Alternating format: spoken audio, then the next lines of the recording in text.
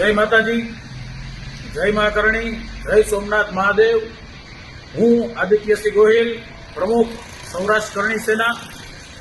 અત્યારના હાલના સંજોગોની અંદર સોમનાથ મહાદેવ મંદિરના 1000 વર્ષ થતા હોય અને એની આપણે સૌ ઉજવણી કરી રહ્યા હોય ત્યારે વિદેશી આક્રમણકારોએ 17 વખત સોમનાથ મંદિરને લૂંટવાનો પ્રયાસ કર્યો। ત્યારે સૌરાષ્ટ્ર અને સમગ્ર ગુજરાતના ક્ષત્રિય યોદ્ધાઓએ તેની સામે પરાક્રમી રૂપે એક હિંસક એવા આંદોલન કરીને પોતાનું શહીદી દીધું। એમાં યાદ કરું વીર હમીરસિંહજી ગોહિલ કે જે સોમનાથની સકાતે ગયા હતા અને ત્યાં શહીદ થયા હતા। એ પણ આપણે સૌને ક્ષત્રિય સમાજના દરેક યુવાનને ખ્યાલ છે।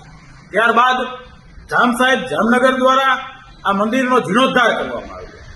આવડું મોટું બલિદાન અને આવડું મોટું ઇતિહાસ જ્યારે સમગ્ર ક્ષત્રિય સમાજનો હોય તો આ ટ્રસ્ટ મંડળની અંદર હું વડાપ્રધાન શ્રી પણ આવવાના હોય તો વડાપ્રધાન નરેન્દ્ર મોદીને વિનંતી કરું છું કે આ ટ્રસ્ટ મંદિરની અંદર ટ્રસ્ટી તરીકે એક ક્ષત્રિય તમને જે યોગ્ય લાગે એ પણ એક ક્ષત્રિય યુવાન, એક ક્ષત્રિય મોભી, એક ક્ષત્રિય આગેવાન આ મંદિરમાં ટ્રસ્ટી હોવો જોઈએ એવી કરણી સેના તરીકે હું આપને વિનંતી કરું છું અને આપને હું એક અપીલ કરું છું કે આવનારા દિવસોમાં ક્ષત્રિય સમાજનો એક યુવાન, ક્ષત્રિય સમાજનો એક આગેવાન સોમનાથ મંદિરની અંદર ટ્રસ્ટમાં હોય એટલી જ આપ સૌને અપીલ કરું છું।